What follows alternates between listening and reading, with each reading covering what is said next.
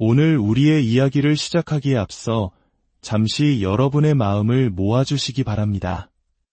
만약 오늘 나누게 될 이야기가 여러분의 마음에 작은 울림이라도 준다면 그 은혜를 주변의 소중한 이들과 함께 나누어 주십시오. 이 채널을 구독하고 영상을 공유하는 여러분의 작은 손길이 지금 이 순간 가장 위로가 필요한 누군가에게 하나님의 크신 사랑을 전하는 귀한 통로가 될 수 있습니다. 말씀을 전파하는 모든 이들에게 주님의 평화가 함께하길 기도합니다. 사랑하는 여러분, 우리는 살아가면서 종종 스스로에게 묻곤 합니다. 내 인생의 가장 중요한 목적은 무엇일까?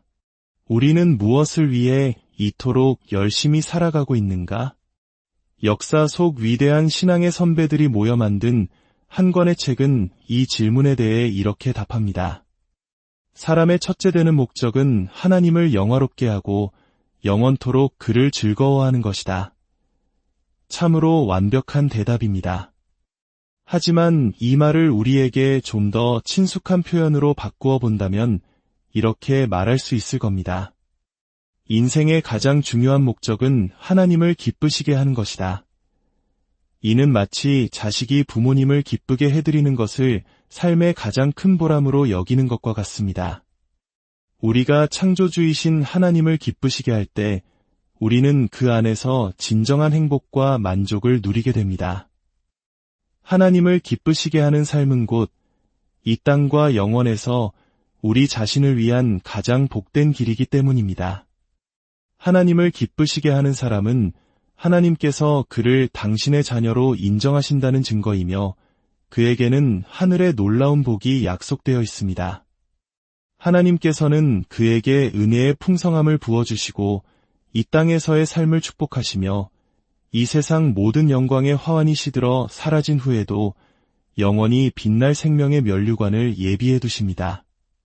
반대로 하나님을 기쁘시게 하지 못하는 사람은 스스로 고통과 슬픔을 불러들이는 것과 같습니다. 그는 모든 기쁨의 문 앞에 근심의 씨앗을 뿌리고 마지막 순간에는 가시로 가득한 침상에 눕게 되며 영원한 불길에 던져질 땔감을 스스로 쌓는 것과 같습니다. 그렇다면 우리 인생에서 가장 중요한 질문은 이것이 될 것입니다. 어떻게 하면 내가 하나님을 기쁘시게 할 수 있을까? 오늘 우리가 함께 묵상할 히브리서 11장 6절의 말씀은 이 질문에 대한 단 하나의 그러나 가장 엄숙하고도 명확한 답을 제시합니다. 믿음이 없이는 하나님을 기쁘시게 하지 못하나니 이 말씀의 의미는 실로 엄청납니다. 당신이 이 세상에서 어떤 선한 일을 하든 얼마나 훌륭하게 살아가려 노력하든 당신이 선택한 재물이 얼마나 값지고 귀하든 세상의 모든 칭찬과 명성을 한 몸에 받는다 할지라도 그 모든 것에 믿음이라는 단 하나의 요소가 빠져 있다면 하나님 앞에서는 아무것도 기쁘게 받으실 만한 것이 될 수 없다는 뜻입니다. 마치 구약시대에 하나님께서 모든 재물에 소금을 치라 명하셨듯 오늘날 우리에게는 이렇게 말씀하십니다. 내가 행하는 모든 것에 믿음을 더하라. 믿음이 없이는 나를 기쁘시게 하는 것이 불가능하다. 이 법칙은 인류의 첫 사람에게까지 거슬러 올라가는 아주 오래된 원리입니다. 카인과 아벨이 이 땅에 태어나 장성했을 때 하나님께서는 위대한 진리를 온 세상에 선포하셨습니다. 어느 날 카인과 아벨은 나란히 제단을 쌓았습니다. 농부였던 카인은 자신이 거둔 땅의 소산과 탐스러운 열매를 제단 위에 올려놓았습니다.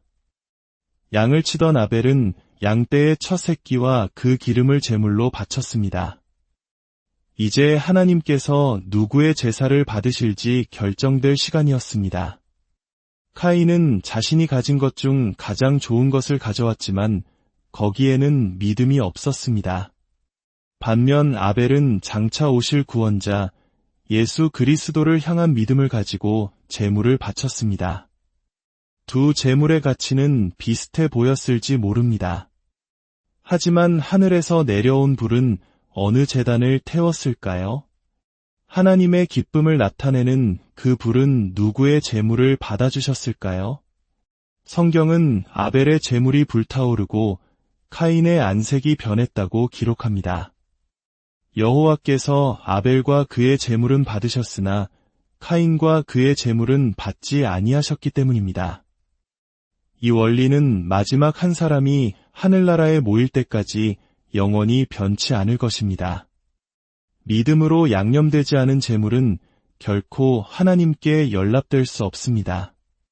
아무리 겉보기에 훌륭하고 선해 보일지라도 믿음이 없다면 하나님은 결코 그것을 받지 않으십니다. 믿음이 없이는 하나님을 기쁘시게 하지 못한다. 오늘 저는 이 중요한 주제에 대해 세 부분으로 나누어 이야기하고자 합니다. 첫째, 믿음이란 무엇인가? 둘째, 왜 믿음 없이는 구원받는 것이 불가능한가? 그리고 마지막으로 가장 중요한 질문, 당신에게는 하나님을 기쁘시게 할 믿음이 있는가? 첫 번째로, 믿음이란 무엇일까요? 옛 신앙의 선배들은 믿음이 세 가지 요소로 이루어져 있다고 가르쳤습니다. 바로 지식과 동의, 그리고 신뢰입니다. 믿음의 첫 번째 단계는 지식입니다.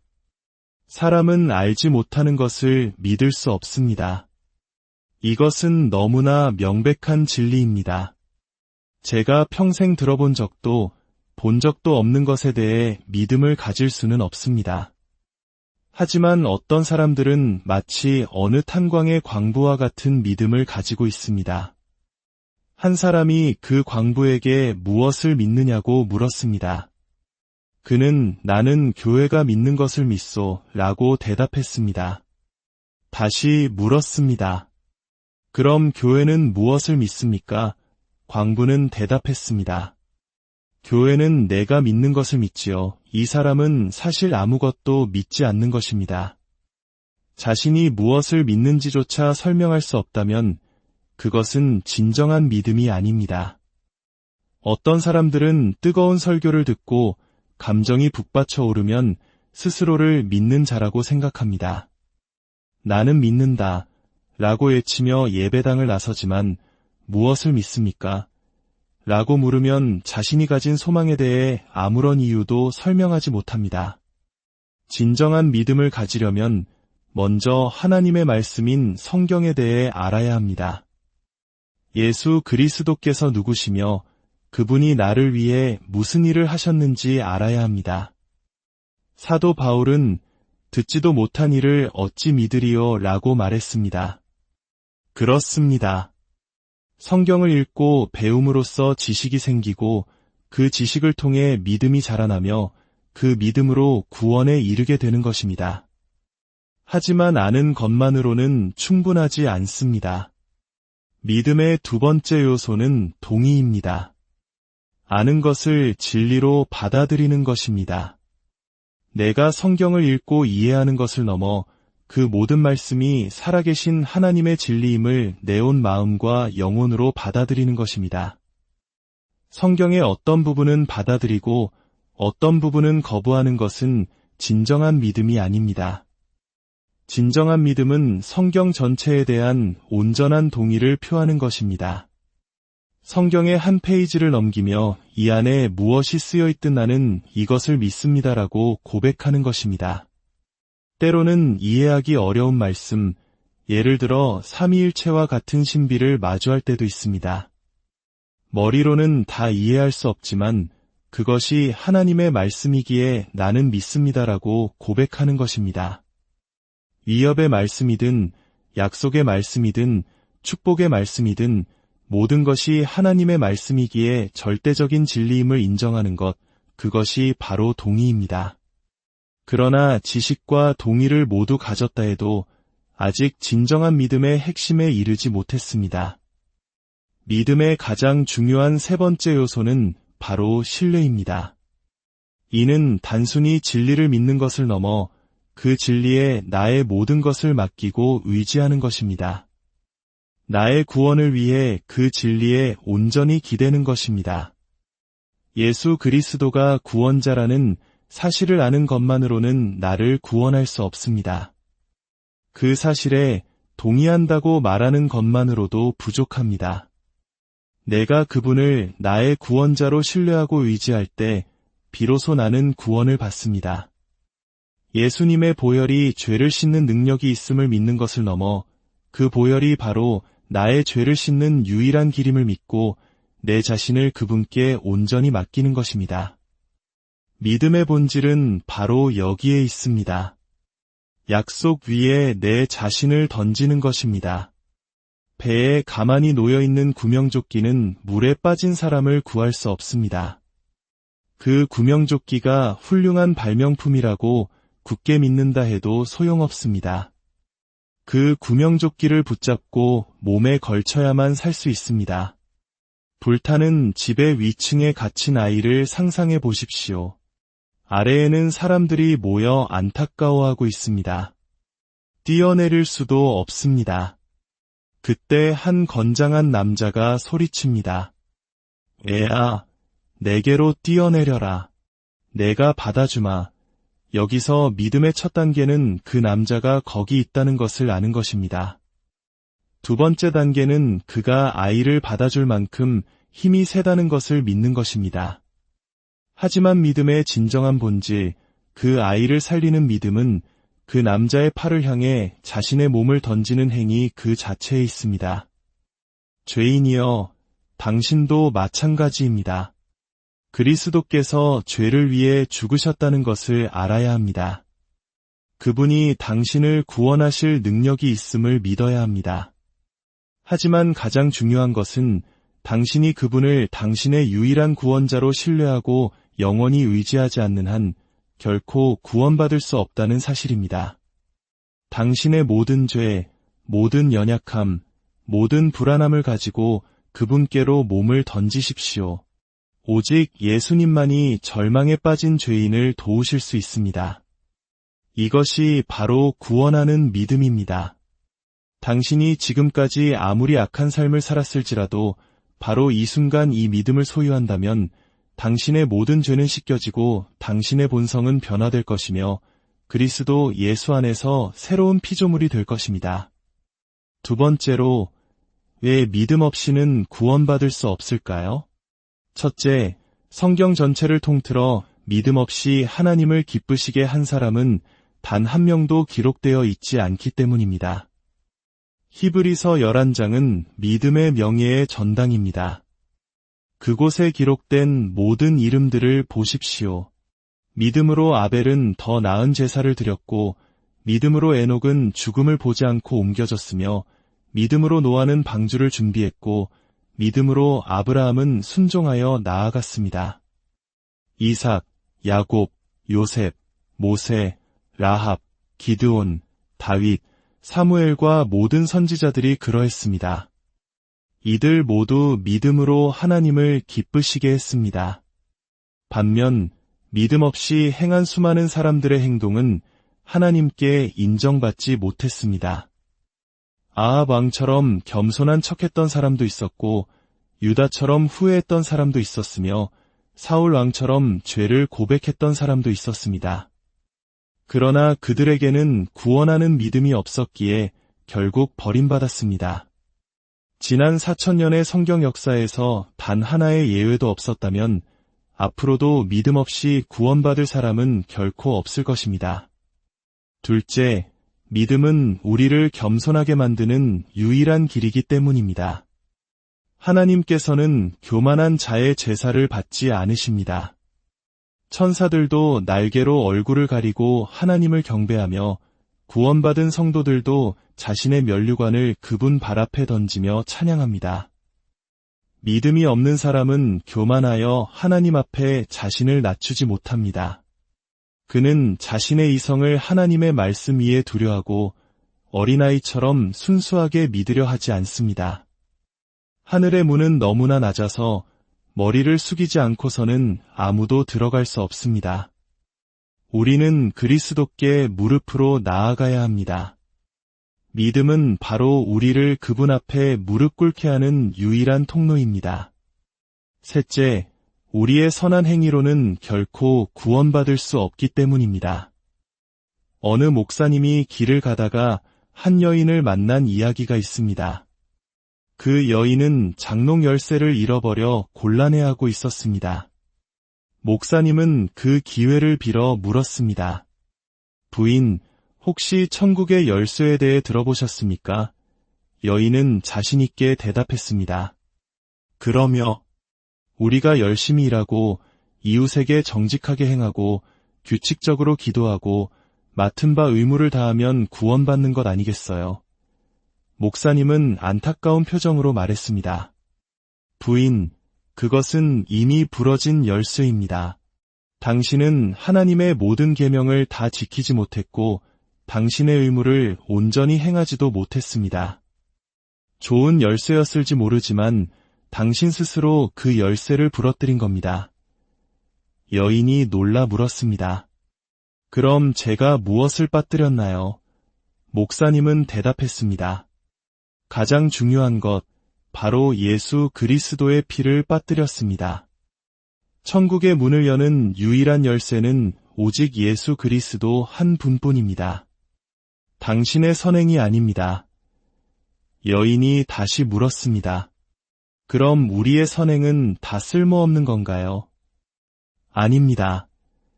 목사님이 말했습니다. 믿음을 가진 후에 행하는 선행은 아름다운 열매입니다. 하지만 그 선행을 의지해서는 안 됩니다. 만약 당신의 선행을 의지한다면 당신은 이미 그 선행을 더럽힌 것이며 그것은 더 이상 선한 행위가 아닙니다. 당신의 모든 신뢰를 오직 우리 주 예수 그리스도께 두십시오. 그렇습니다. 사랑하는 여러분, 선행이라는 열쇠는 이미 우리 자신에 의해 부서져 버렸습니다. 우리는 그 열쇠로 천국 문을 열 수 없습니다. 만약 자신의 선행으로 천국에 갈 수 있다고 생각한다면 그것보다 더 큰 착각은 없습니다. 마지막 심판의 날, 당신이 의지했던 모든 선행은 가을날에 마른 잎사귀처럼 바람에 흩어지거나 당신이 마땅히 받아야 할 심판의 불에 함께 타버릴 것입니다. 넷째, 믿음은 우리를 그리스도와 연합시키는 유일한 끈이기 때문입니다. 그리스도와의 연합 없이는 구원이란 불가능합니다. 우리가 하나님 앞에 나아갈 때 그리스도의 손을 붙잡고 나아가지 않으면 우리의 기도는 응답될 수 없습니다. 거대한 나이아가라 폭포이 아찔한 급류에 휩쓸려가는 두 사람을 상상해 보십시오. 강둑의 사람들이 필사적으로 밧줄 하나를 던졌습니다.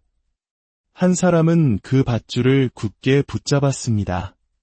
바로 그 순간 다른 한 사람 옆으로는 커다란 통나무 하나가 떠내려가고 있었습니다. 그는 어리석게도 밧줄 대신 그 통나무를 붙잡았습니다. 결과는 어떻게 되었을까요? 밧줄을 붙잡은 사람은 강둑에 있는 사람들이 끌어주어 안전하게 구조되었습니다. 그러나 통나무를 붙잡은 사람은 통나무와 함께 폭포 아래로 떨어져 영원히 사라지고 말았습니다. 이것이 바로 우리의 모습입니다. 믿음은 우리를 그리스도라는 안전한 반석에 연결하는 밧줄과 같습니다. 우리가 믿음의 손으로 그 밧줄을 굳게 잡기만 한다면 그리스도께서는 우리를 안전한 곳으로 이끌어 주실 것입니다. 하지만 우리의 선행은 그저 떠내려가는 통나무와 같습니다. 그것은 그리스도와 아무런 연결고리가 없습니다. 우리가 아무리 그 통나무를 굳게 붙잡는다 해도 그것은 우리를 절망의 심연으로 함께 끌고 갈 뿐입니다. 마지막으로 믿음 없이는 거룩한 삶을 끝까지 살아낼 수 없기 때문입니다.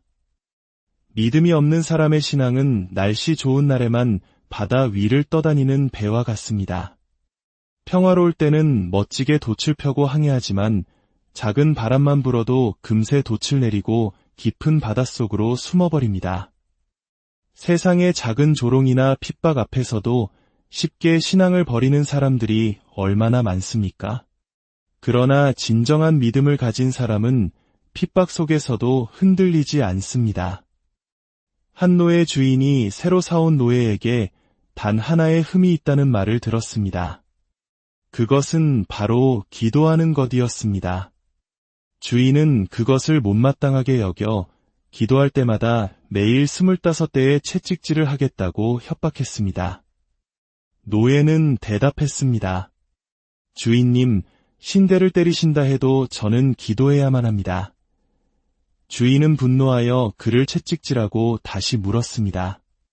또 기도할 테냐? 노예는 눈물을 흘리며 대답했습니다. 네, 주인님. 저는 항상 기도해야 합니다. 주인은 그 모습에 큰 충격을 받았습니다. 자신을 원망하기는커녕 오히려 자신을 불쌍히 여기는 듯한 그 눈빛을 잊을 수가 없었습니다. 그날 밤 주인은 죄책감에 잠 못 이루다 결국 그 노예를 불러 자신을 위해 기도해 달라고 부탁했습니다. 노예는 무릎을 꿇고 눈물로 그의 주인을 위해 기도했고 그날 밤 주인과 그의 아내 모두 회심하여 그리스도를 영접하게 되었습니다. 만약 그 노예에게 믿음이 없었다면 그는 채찍이 두려워 기도를 포기했을 것입니다. 그러나 그는 믿음으로 인내했고 하나님께서는 그의 믿음을 통해 한 영혼을 구원하시는 놀라운 일을 행하셨습니다. 이제 마지막으로 가장 중요한 질문을 던집니다. 사랑하는 당신에게는 이 믿음이 있습니까? 당신은 온 마음을 다해 주 예수 그리스도를 믿으십니까? 만약 그렇다고 대답할 수 있다면 당신은 구원받았음을 확신해도 좋습니다. 당신은 결코 멸망을 보지 않을 것입니다. 당신이 스스로 대답할 수 있도록 3가지 시험 문제를 드리겠습니다. 첫째, 당신은 자기 자신에 대한 신뢰를 완전히 포기했습니까? 만약 당신 자신에게 티끌만큼이라도 신뢰를 두고 있다면 당신에게는 믿음이 없는 것입니다. 만약 그리스도의 공로 외에 다른 어떤 것, 특히 당신의 선행에 아주 작은 믿음이라도 걸고 있다면 당신은 아직 참된 믿음을 소유하지 못한 것입니다. 구원은 전부 아니면 전무입니다.